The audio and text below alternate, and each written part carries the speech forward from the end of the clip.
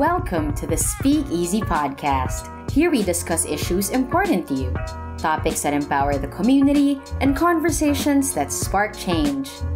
This is a safe space where we try to understand and learn from each other.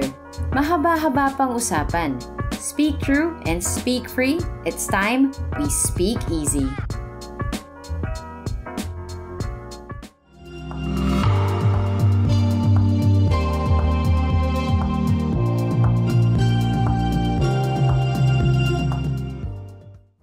From strict restrictions to work-from-home setup to health and safety protocols, without a doubt, the pandemic has dramatically impacted our lives. So as we ease into the new normal, restrictions have loosened up and the landscape of work has shifted from online to on-site. But how are we all coping? A survey noted by the American Psychiatric Association states that young workers report mental health challenges. It says that while many recognize employer efforts to address mental health in the workplace, the majority feel more could be done. Young professionals also say their workplace negatively impacts employee mental health and well-being. In the Philippines, a 2023 study of mind health and well-being revealed that Filipino respondents aged between 18 and 24 admitted experiencing depression and anxiety. So let's discuss the major factors that affect young professionals' mindset at work and how to achieve a healthier working environment. I am Gabby Padilla, a theater and film actress, and I will be your moderator for today. Join us on the San Mig Light Speakeasy podcast, Kaya Pa Ba? A Mahaba-habang Usapan on mental health in the workplace, brought to you by CNN Philippines in partnership with San Mig Light. Hello, everyone. Thank you for joining us. We are joined by our wonderful panel today. My name is Rainier Ladik. I'm a licensed clinical psychologist. I also advocate about mental health in my Facebook page, The One Psychologist, and I'm also a professor at National University Clark. Hello, everyone. I'm Cam Jimenez. I'm from Penny Paris. We're a jewelry brand based in the Philippines. Hi, I'm Jello Fabian. I'm a senior graphic designer for A-Tech Industry. We are going to start and talk about young professionals, being them and working with them. Who are they? Can you describe them to us as a profile? What is their general work ethic compared to the older generations? The young professionals, age range is from 20 to 34 years old. And the young pros, it consists of people belonging to the millennials and Gen Zs. Now, the new generation of workers, they are shaped by their own timeline. For an instance, the millennials are once known as the me generation. But despite of this, is that they want collaboration at work. They want more frequent and open communication with their bosses. They are much more dynamic in terms of their communication means, such as using technological applications other than the face-to-face conversations with their colleagues. And then, of course, we have the Gen Zs. They are known as job hoppers, but despite of this is that they want more inclusive, progressive, and dynamic work environment. They are career-driven, they're financially motivated, and according to research, that even if these people grew up in technological advancement, they prefer to have face-to-face communications with their bosses and with their colleagues, and they are the generation who are much more open to taking on multiple careers rather than taking one type of job. So a lot of the people who work at Penny Paris are from Gen Z, actually. So I noticed a lot of what you said, they like to have that one-on-one connection. At the same time, they like to do lots of things. I think one thing I also like to see about Gen Z is that since they grew up with social media and since they grew up always being on screen, they're much more comfortable also with technology. They like to reply to things right away. They're very fast-paced compared to, I'd say, millennials who, we're used to the email culture. We wait maybe a few hours. You're not expected to reply right away. So I also like how Gen Z works very fast, especially in this fast-paced environment. Yeah, I can definitely echo as a Gen Z myself. Yes, the only Gen Z in the room. The only Gen Z in the room, I think. I would echo what you also mentioned, Rainier, how the Gen Zs are very collaborative and we are career-driven. I would like to believe it's not really we'd like to job hop, but more if we'd want to find something that fulfills us and find something that aligns with the culture we'd want, the environment that will actually take care of us. And that's what's the beauty of working with young professionals now, and in my case, in a startup business, you can see how collaborative and receptive people are to feedback. It's not the usual hierarchical management, but more if it's a linear thing where everyone has a role that contributes to the overall picture. And I think that's what matters to the Gen Zs, right? That idea of having a fulfilling role that shows their impact. It's great how the work culture has evolved, no, since generation, and hopefully it just becomes a better and better version of itself. The younger generation, a lot of them are quitting their 9-to-5 jobs to do freelance work or to start their own business. So what does that tell us about that generation of workers? Some of them will paint them to be entitled, or, you know, they have very high standards for themselves, and that's not necessarily a bad thing. But what do you think that says? Just like what Jello has mentioned a while ago, I think mas nagkakaroon ng emphasis to the new generation being tagged as job hoppers. Because I think these individuals, they're much more aware about what they want. So if something does not fit within their personality profile, with their interests, they tend to actually look for it. They tend to look for that place wherein they're going to grow, they're going to be progressive, and they're going to just get what they deserve from all the preparations that they have done. So I think that is one of the reasons why people try to quit their jobs. It's really looking for their passion. Do you think that also affects the way they handle criticism or how they handle adversity? Similar to what Jello said about how Gen Z really likes to get feedback, and like, even when you mentioned earlier, they like that one-on-one. I think one nice thing about working in, like, let's say a startup or as a business owner, like working with a lot of young people, it's that you're able to have that communication that's very open-ended communication. And I think that that's the best way for someone to find fulfillment in their role. One thing we like to do is really talk to the people on our company and try to see like what they find fulfillment doing on a day-to-day basis. And we try to make sure that what they're doing is really their passion, or they find a lot of fulfillment and joy in what they do. So I feel like the criticism comes with that, because not everybody is perfect. So you're always going to have something to criticize or something to improve, something to say. But like I always say, like, praise in public, but when you're going to criticize, it's always one-on-one. I'm sure all of us have gone through a job interview at some point in our lives. And we're always asked, like, how do you deal with working under pressure? How do you think this generation does with that? Oftentimes, like in the industries that you're in, it's a high, fast-paced, high-pressure situations a lot of the time that they have to navigate. So how do you think they cope? Yeah, circling back to what you guys have mentioned earlier, we don't take pressure as something to internalize and talk about on a quarterly performance review. Like what you do, Cam, in your company, we do one-on-ones. I personally do a coaching session with my coach. We don't have a boss system at work, so we do mentoring. I do that weekly, and he cascades it to the team, not as, oh, this person mentioned this, but more of what are the action steps to do to address this pressure. And personally in my team, I'm fortunate to work with fellow young professionals in that same age group. We really take feedback not as something to ask for formally.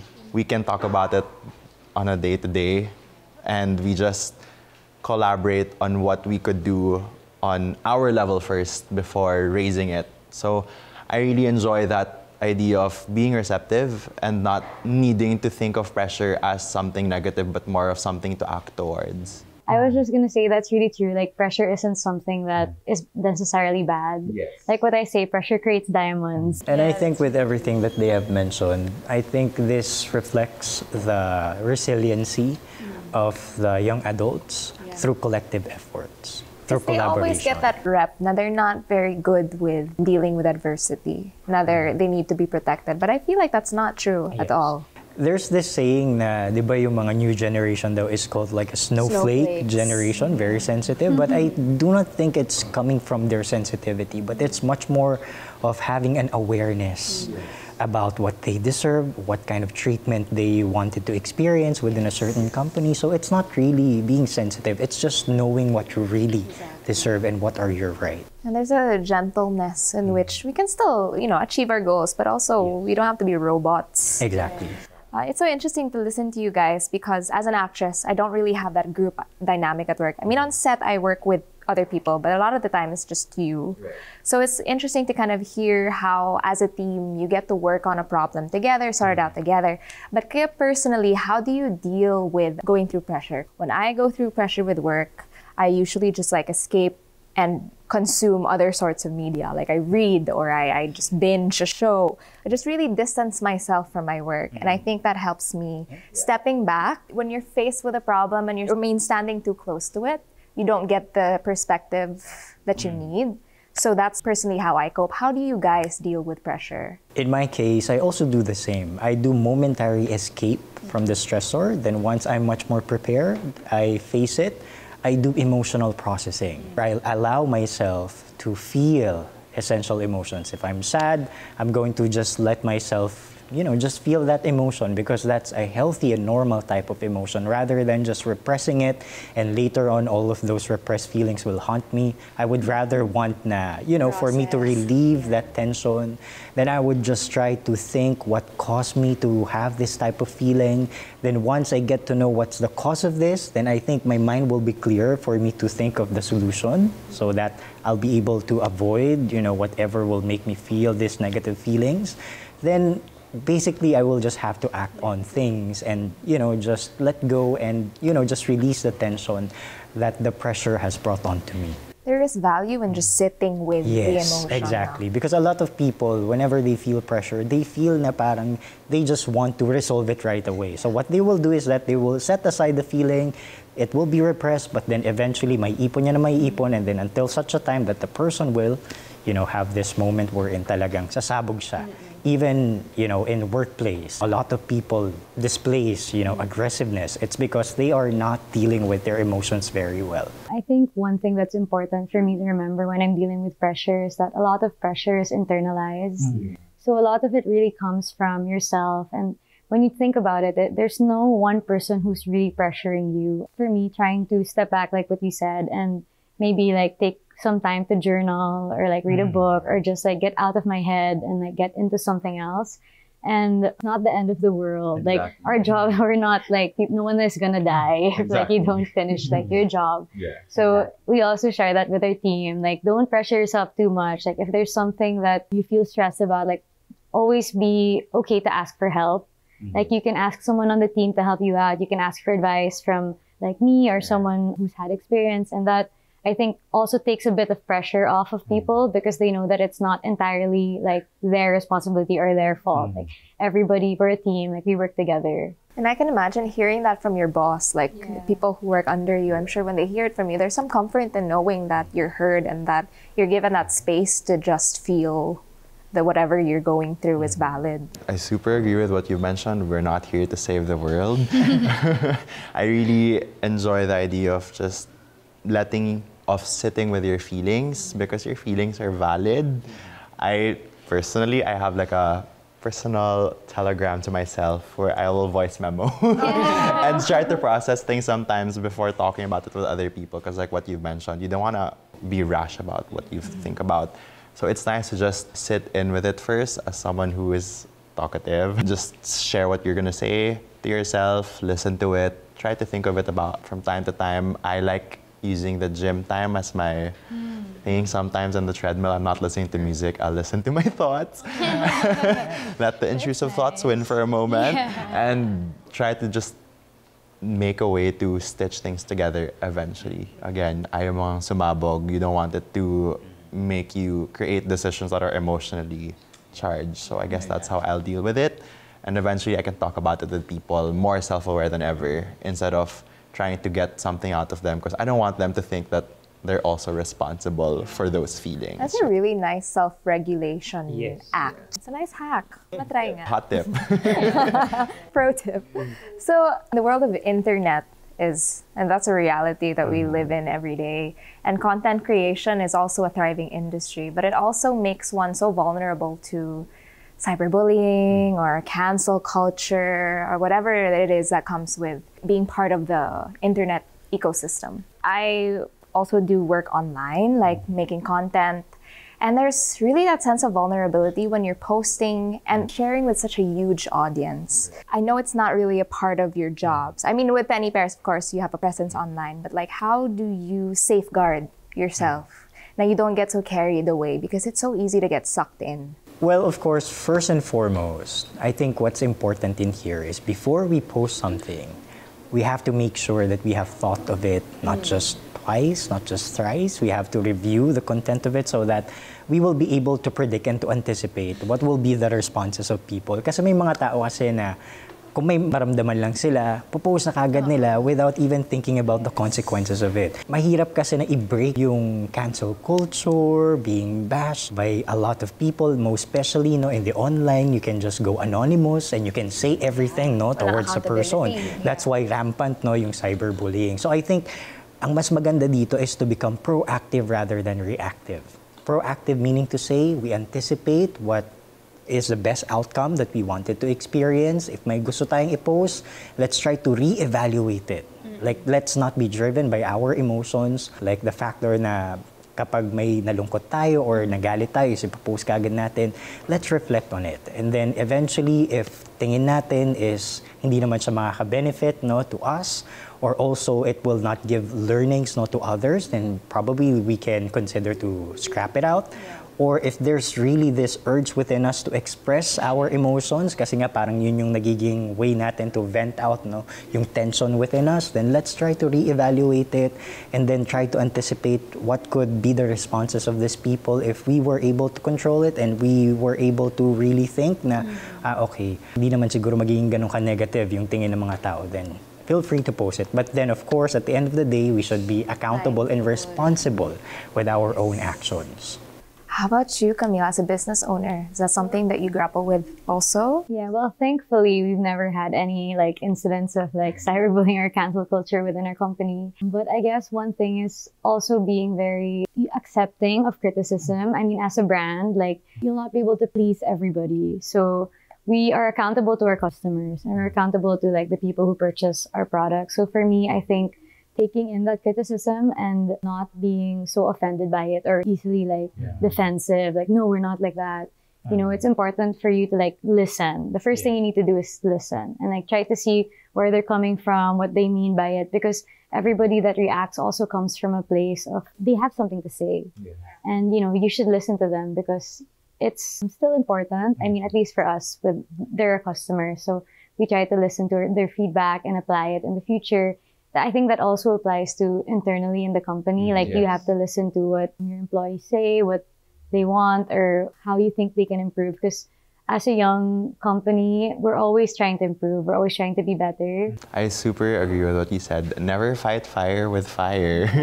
Don't think that just combating is as simple as saying whatever you want to say. I like what you've mentioned about treating criticism as something to improve your business. And I can definitely echo that. I don't work on the social media side of my startup, but I see how they value it as an opportunity to actually take what people are trying to say and action towards it. They don't think of it as an attack, but more of an opportunity. And I think it relates again with what you mentioned with pressure. Pressure shouldn't be something that's negative. So same thing here. If they're cyberbullying, if they're canceling, I think it's an opportunity for you also to take a step back and to think, why are they saying such a thing? And how can we correct these things in a more empowering and empathetic tone? At the end of the day, it's always empathy. That's the root of all of this, right? Yeah.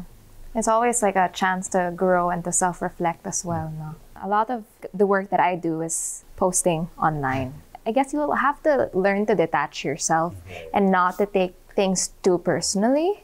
And whether that's, not looking at how much interaction you get. A lot of the time you get so caught up in that world and that metric and you kind of see yourself as a commodity. But it's important to have a life outside of that realm, in real life, and to have real life interactions, to kind of touch grass, physical grass, and to ground yourself, and to remind yourself that there's a life outside the internet. And although the internet is a very real world, especially now, I think it's really important for your mental health to really just remind yourself that there is a much bigger, much real world out there. Disconnect talaga and really touch grass, guys. It really does wonders.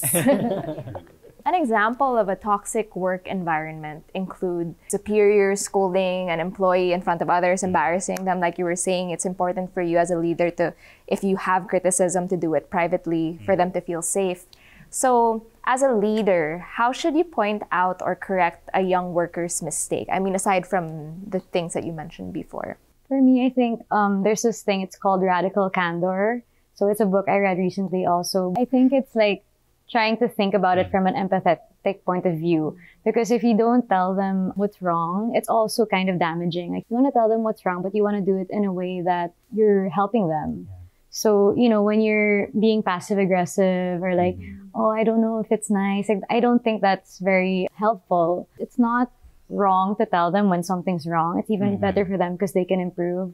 So it's trying to stay in that radically candor space where you're telling them what's wrong and you're telling them how you can solve that problem, not just saying like, oh, this thing is not nice. Like, let's say social media or graphic design. Like, oh, I don't like your graphic design. And that's it. Like, you shouldn't stay there. You should say, I think you can improve it by doing this. Or maybe we can try something like this. So when you're giving criticism, you always offer a solution. And that's one thing I try to share with my team also who manage people below them. Like, when you're giving criticism or you're giving comments, you should try to come to them with a solution or with your suggestion of what they can do to like improve it. Actually, that's a very valuable type of approach when we correct a certain mistake. Instead of emphasizing that you are wrong, tell them how they can do it correctly. In this sense, is that mas na minimize yung mistake na isang tao. Kasi kapag na-emphasize natin na mali yung pagkakagawa mo, hindi dapat ganito, it affects the self-esteem of the individual wherein bumababa yung kanilang self-esteem nila basically. But when we teach them how to do it correctly, then we make them discover what else they can like develop within themselves. So I think I really do agree with that kind of approach. It's kinder and then at the same time it promotes growth within the individual.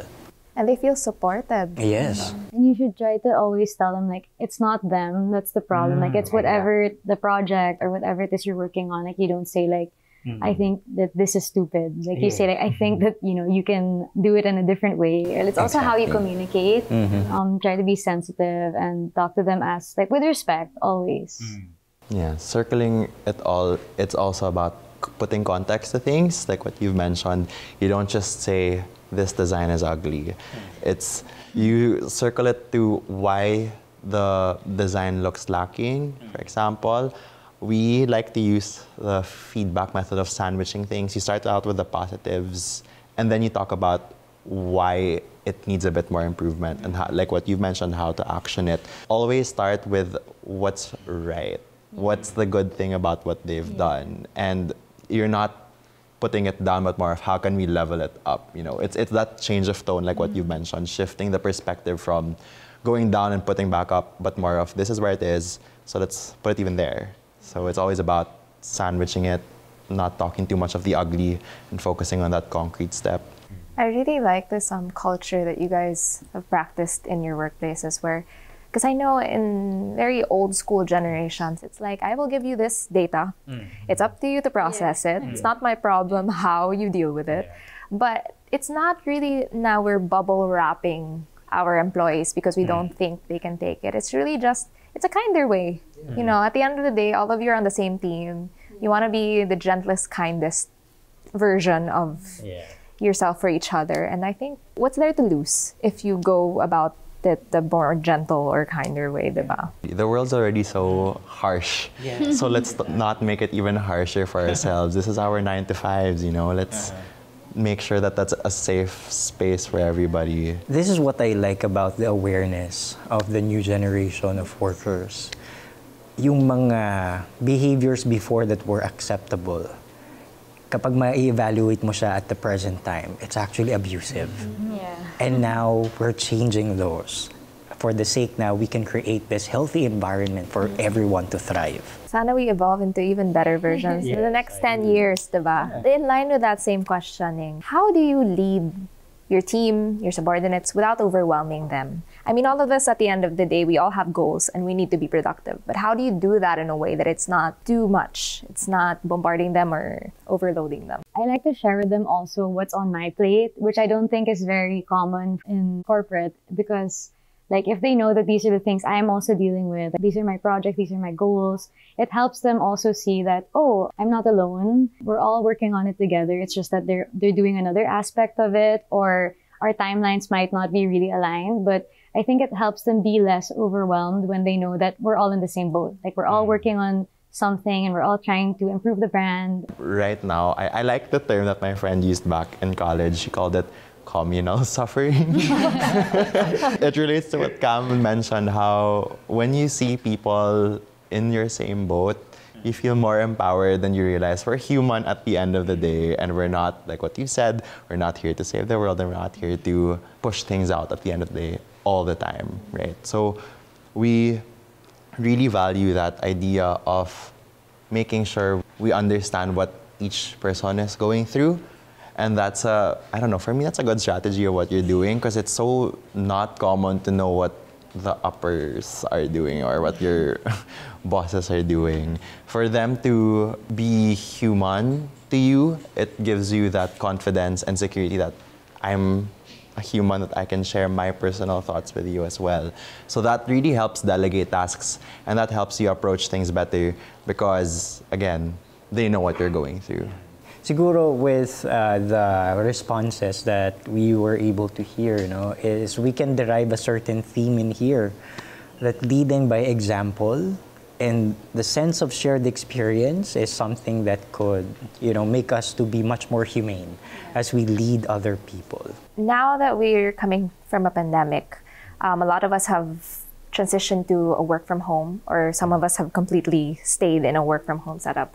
But I also feel like that has blurred the lines and the boundaries that we have. Some employees think of work even when they're on leave. Some of them work on weekends when they should be resting.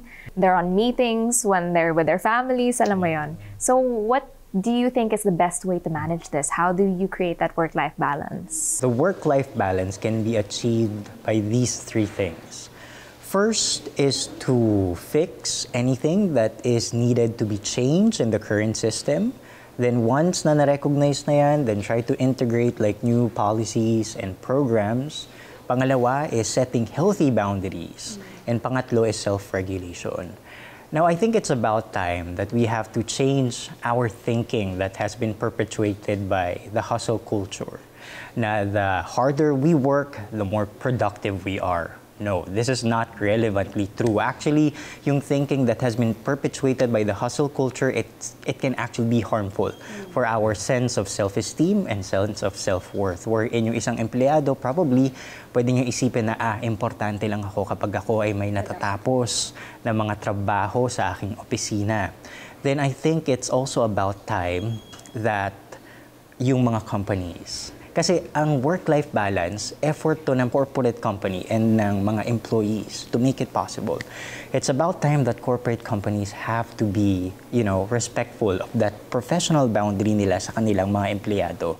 So I hope it can be avoided na i-overwork yung mga employees and give what is due to their jobs or to their positions, jobs responsibility.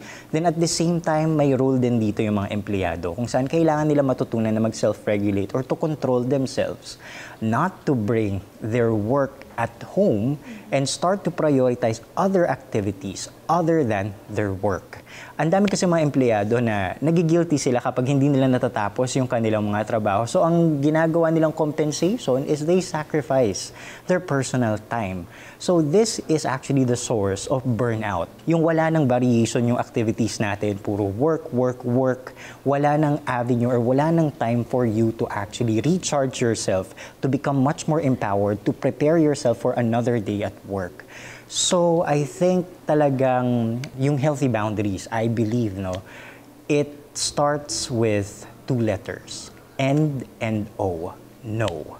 So employees have to learn how to say no And company management have to, be fair in allotting work commitments to their employees. So I think talagang kapag pinag-uusapan natin work-life balance, hindi lang to puro sa company, hindi lang to puro sa empleyado. It should be a collaboration of the two. I want to touch on two things that you mentioned. First is healthy boundaries. And the second thing is that something you mentioned earlier, which is leading by example. So I think a lot of employees, they feel guilty or they feel like they need to do more because they see their bosses. They see the people above them. But for me, I think I have the rare opportunity that I'm able to show my team that, hey guys, I'm at the beach or I'm doing this, I have a life. And it's like, it helps them say, oh, I can have a life too. Like I can do this, I can do that. And it's like having those healthy boundaries, because if I don't expect them to, be online all the time, like to reply to me right away, then they also won't expect that of themselves. Cool boss. Cool boss. I love that. I love that. Stemming from what you've mentioned as someone who isn't a boss and someone who is the designer, I think echo with what you said, Rainier, about self-regulation. You need to learn how to say no yourself, because if you're the one who will accept the work, you're just feeding that system. You're just contributing to that already existing problem of the hustle culture. So for me, at the end of the day, it's transparency again, like what you've mentioned. If you see that your boss or your coach or your mentor, whoever, is also having a timeout, then echo it to yourself that I also want one. I'm allowed to have that. You need to recognize your rights as an employee as well. And number two, for me personally, since I work with people who aren't just in the Philippines, they're from other countries, you see that their work culture is so healthy and they time out. I time out at when the time of the day is ending. That's it. Stop. Drop everything and let your life do its work. There's so much more to life than just work. I think that's, for me, is like the best practice. I have friends where we would message when it's a timeout to be like, okay, everybody, stop. For us and my team, we'd have like a bi-monthly wind down in the Philippine team. So we would have something at the end of the day where we just not think of work, settle it, we'll talk about our lives, play a game, do an activity, and then we'll have one with the rest of the team from the other countries at the end of the month. I think that's such a healthy practice for you, because if you're already integrating those healthy practices in work, you wouldn't be afraid to talk to them and tell them about your life outside work. And then you have that shared understanding, shared experience, as what you mentioned, of a healthy workplace and life outside it. Yeah, everything you guys just say is true. I feel like we all struggle with it on different levels. It's so easy to correlate your self-worth to your productivity. But I feel like what helps me personally is getting to know yourself outside of work, whether that's finding a new hobby or just finding a new activity that isn't connected to what you do. I think that also helps so much. But what are your thoughts on, because I feel like a lot of workplaces now offer mental health breaks. I'm sure we all agree with that, but what are your thoughts on it? Do you think it's important? Do you think like it's essential? I think it's a must. That mental health breaks are being implemented. I think some other companies, they start to implement yung 4-day work week, yung mga ganyan, wherein they add like an additional like break for their employees, because basically, hindi natin pwedeng isabuhay na lang yung ating mga trabaho. Meron din tayong ibang mga aspeto ng ating pagkatao that we have to, focus on, and we have to continuously develop. And I think these mental health breaks, we can have this opportunity to focus our energy on other things that matters to us other than work. To add to that, like our responsibility as the management to give our employees a safe space where they can speak and say, oh, I need to take a break. I need to like decompress, or I'm kind of burnt out and I want to take a step back. And so it's not only just having the chance to have a mental health break, but we want them to feel like their mental health is thought of every day at work. Like not just, I'm burnt out and I need to have a break. It's like, do the things that make you feel good every day. Like if that means working out after work or like having lunch with your workmates, like doing things every day that's good for you, I think would be better also in the long term, not just when you need to take a break already. You believe that better work is done when people are happy and healthy. Yes. Yeah. Exactly. Exactly. I totally agree. I love the idea of having leaves that are very flexible to you. And you need to have that time to yourself.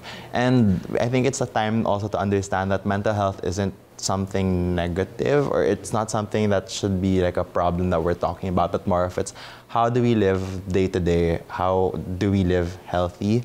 I love the idea of having these mental health breaks, and in my company, we have the flexibility to use it, whether it be for, let's say, we want to learn something new, a new hobby, maybe tackle like professional education or other short-term programs, and supporting that with giving them the reassurance that they could do that.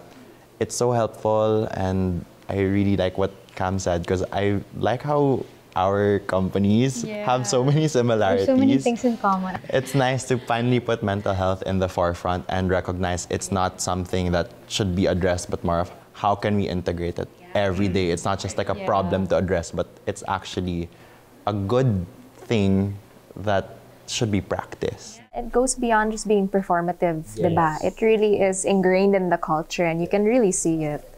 So I know we hear about like turnover rates and attrition rates, and that reflects on the image of the company. I mean, being a business owner, I mean, working for a company as well, how would you motivate employees to make sure na they aren't leaving? So one thing we like to do, which I think I mentioned a bit earlier, was we like to share every start of the year and every mid-year what our goals are as a company. So this is very transparent, I think, with our employees. Like, we expect that in the coming year, this is what's going to happen for us as a brand. And, you know, they want to be part of that because they see that we are so passionate about what we do. Like what I said, like leading by example also. I think it inspires them a lot when we share that these are our goals. Sustainability is our goal. So that's what we're going to focus on. Having people have more access to our brand is also our goal. So this is what we're going to do. And having them see that from the perspective of someone who's trying to grow the business, I think it's also, like what you said, kind of unusual. So I think it helps motivate them because I think majority of my team is still the same from when we started. Yeah. Cool boss of the year talaga siya, no? How about you, Jello?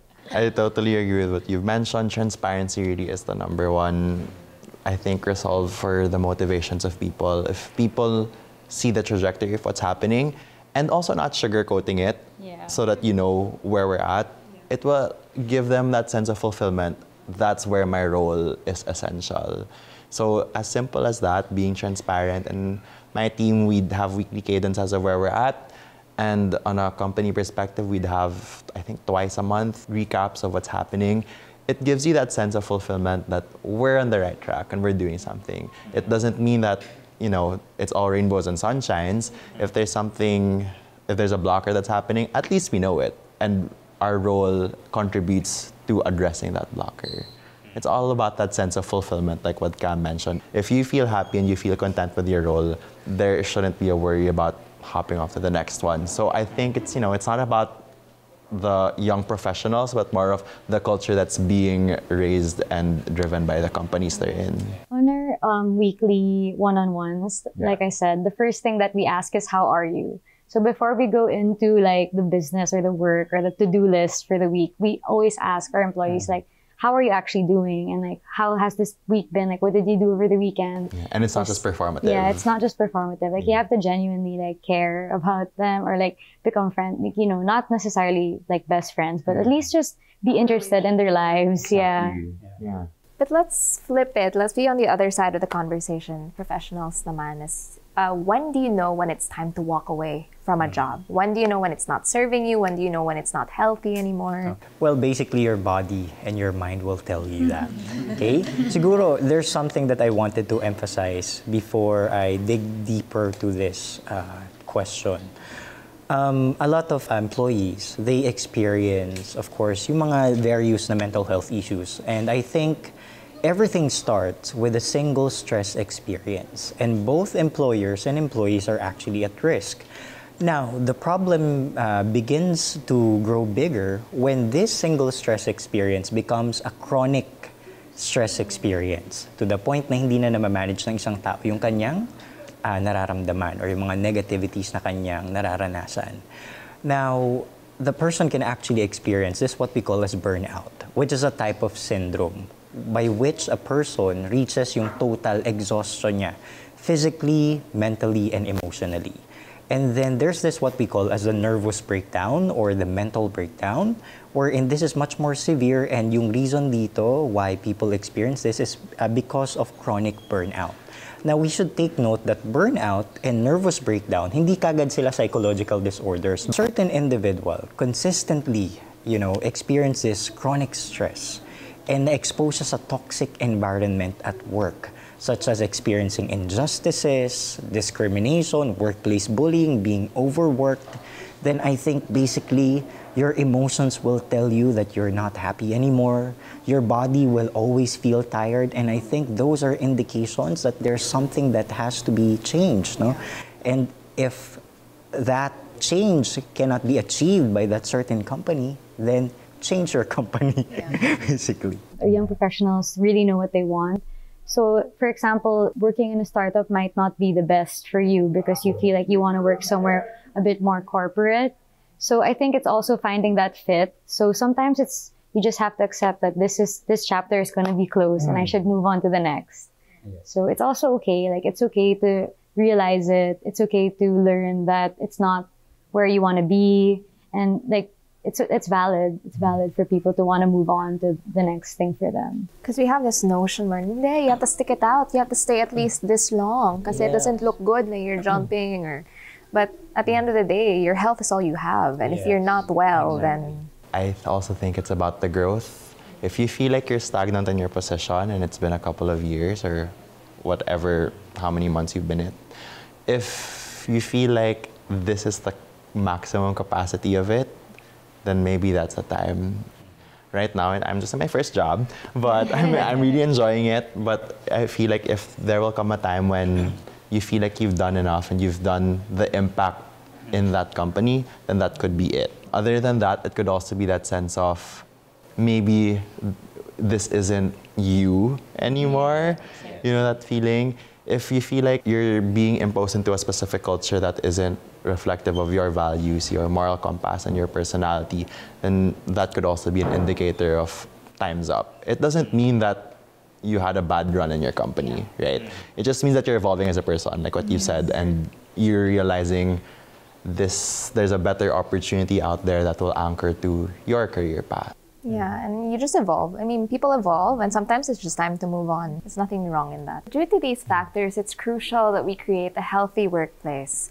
For me, personally, a healthy workplace is one where I feel safe, respected, valued not just for the work that I can do, but also just as a person. I think it's important to be seen not as a commodity nga, a robot in a workplace, but just as a person who has something to bring to the table.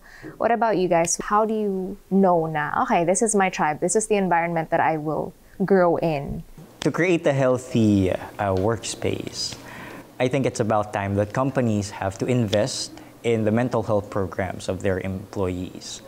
It is also about time that they should integrate the services of licensed psychologists and researchers in creating these mental health programs, such as yung psychoeducation, seminars, webinars, creating activities, and also yung professional counseling and psychotherapy. Now, when we say mental health programs, it should be systematic, structured, and evidence-based. And hindi lang din enough na merong mental health program yung isang company na mga activities just because it is a trend. Kasi napapansin ko sa mga companies nowadays, uso yung Zumba, sige pag-Zumbahin natin yung mga employees. Uso yung team building, sige pag-team buildingin natin yung mga employees natin. Actually, when we say na systematic, structured, and evidence-based dapat yung mga mental health programs sa mga companies, it should be derived, no? Dapat mayroon siyang resulta. Kung saan, it can begin with a survey. Like, get to know what are the pressing needs or psychological needs of your employees. And then through that, kapag may mga result na yung kanilang survey, then they can consult with a licensed psychologist, wherein the licensed psychologist can actually coach yung mga leaders on how they can approach, how they can deal with employees na mayroong mga mental health issues. At the same time, the licensed psychologist can also help out in creating yung mga evidence-based na mental health programs based on researches, yung mga talagang nagpo-produce ng mga positive outcomes. Kasi yun naman yung goal kung bakit tayo nagko-conduct ng mental health program. Hindi lang siya yung momentary. Dapat ano siya something that is beneficial in the long run.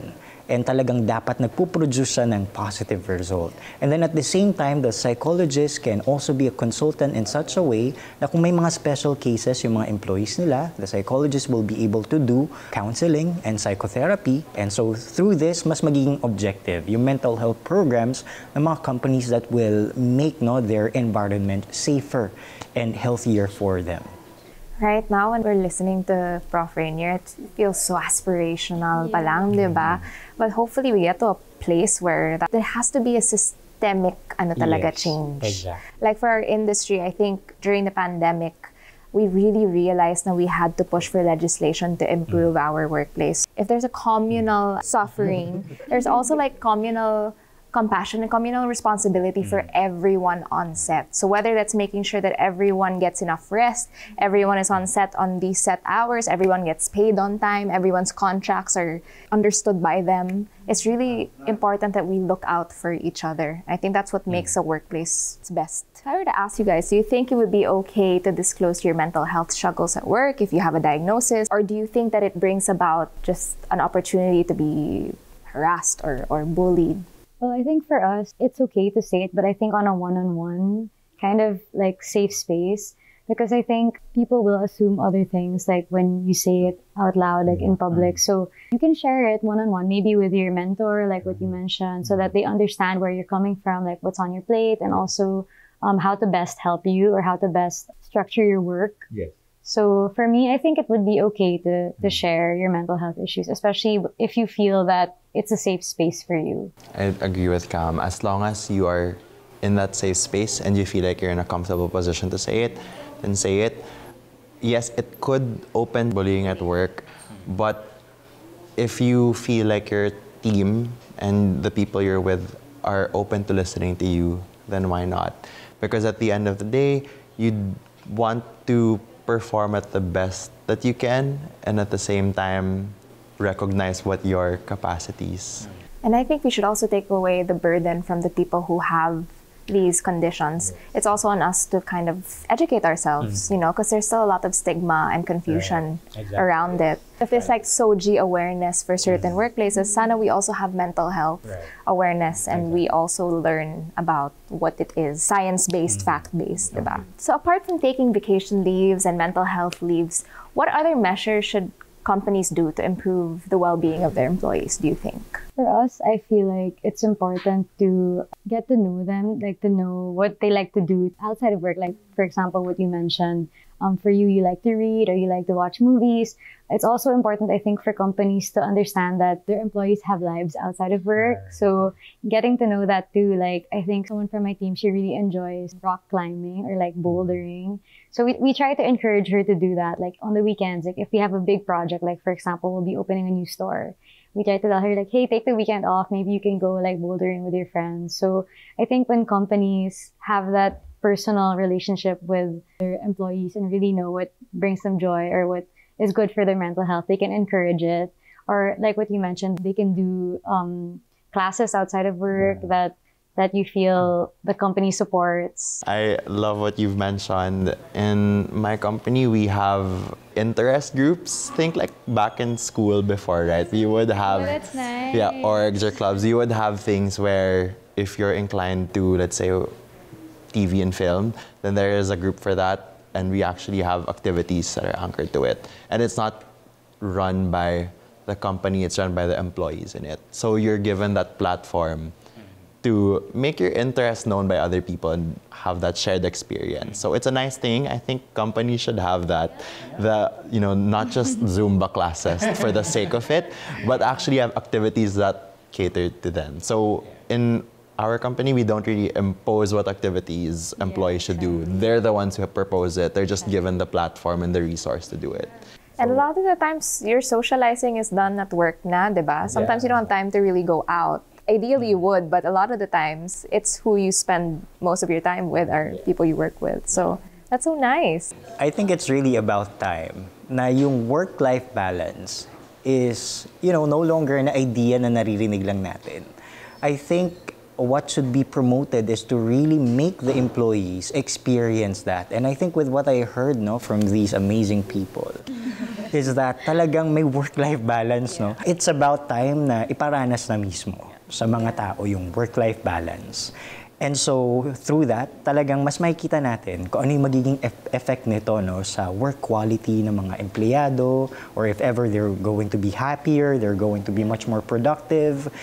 I think kailangan na nating ilabas yan, no? And talagang to make everyone see that, guys, this is work-life balance because we're doing this, we have this for you, we think about you, we treat you like a human, not just an object. I think they need to be reminded that they're entitled to it. A lot of these people, because I think that it's a luxury, or that it's excessive, or that it's, it's just like a first world kind of thing to enjoy. But we're all entitled to that. I was just gonna say, like, with work-life balance, we also try to say on our team that it's not just work-life balance, but it's like, work is a part of your life. So you should live your life, but work is also part. But, you know, like, don't separate work from life. Yeah, it's like, you know, life is meant to be lived. Live your best life. Thank you so much, guys. This was such a wonderful discussion. But before I let you go, can I get your parting message, shots on this topic? Mental health is not secondary to physical health. It actually goes together with it, and we cannot just separate this from our general health. I think it's about time that companies should not just be the source of our income, but also the source of our psychological development. I guess my parting message is that a mentally healthy workplace is one where employees are able to communicate their opinions and where management listens. So for me, I feel like that's a non-toxic work environment. On my end, as an employee for a corporate, you yourself, you also have the responsibility to take action and make your mental health the priority. I think it's about time for us to remove that stigma of hierarchy and management, and we don't have a voice. We have our rights. We have the power to really let them know what we want and what we need. So at the end of the day, tell them and let your voice be heard. Thank you. Thank you so much. Thank you to everyone who has joined us today. I'd like to leave everyone with this message as well. I think it's just validated my belief that it's not a lot to ask for your mental health to be prioritized. It's something that, again, we are entitled to, something we should hold space for each other as well. And I still go back to, it's important to really sit with your feelings. It's really important to self-regulate and to hold that space for yourself all the time. And finding the right people, I think they will as well share that safe space with you. So thank you so much. This has been Gabby Padilla. Thank you for joining our San Mig Light Speakeasy podcast. Kaya pa ba? Ang mahaba-habang usapan on mental health in the workplace. Brought to you by CNN Philippines and of course, San Mig Light. Thank you so much for hanging out with us. See ya!